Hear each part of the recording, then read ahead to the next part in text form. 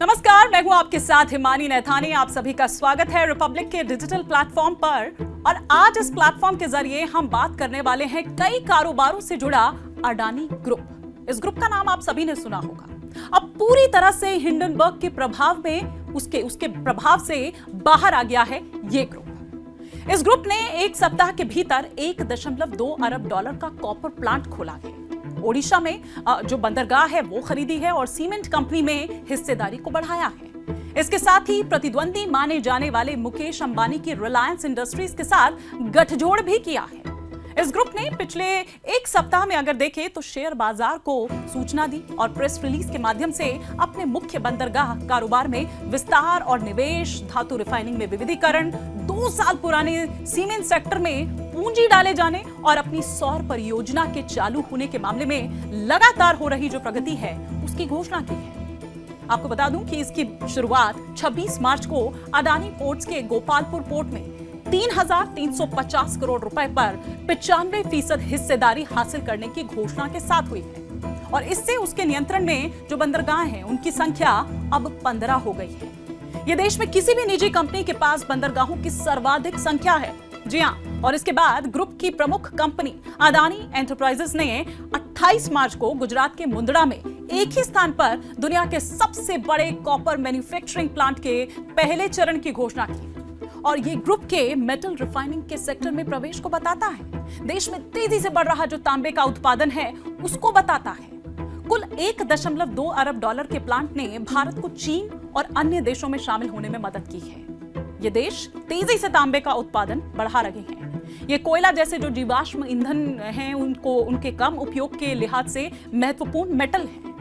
ऊर्जा बदलाव के लिहाज से महत्वपूर्ण इलेक्ट्रिक वाहन, उनके चार्जिंग इंफ्रास्ट्रक्चर, सोलर, फोटोवोल्टिक, पवन और बैटरी सभी में कॉपर की आवश्यकता होती है। जो लोग इस इंडस्ट्री से जुड़े हुए हैं, जो टेक्निकल चीजों को समझते हैं, वो इसे बेहतर तरीके से समझते हैं।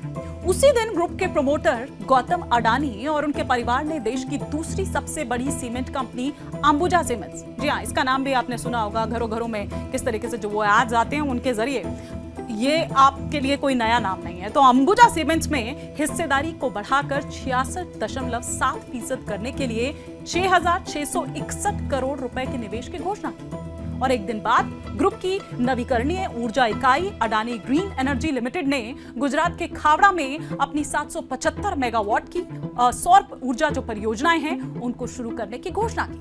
अब ये भी जान लीजिए कि खावड़ा वो स्थान है जहां अडानी ग्रुप सौर ऊर्जा से 30 गीगावाट क्षमता की बिजली परियोजनाएं स्थापित करने के लिए एक विशाल सौर फार्म का निर्माण कर रहा है।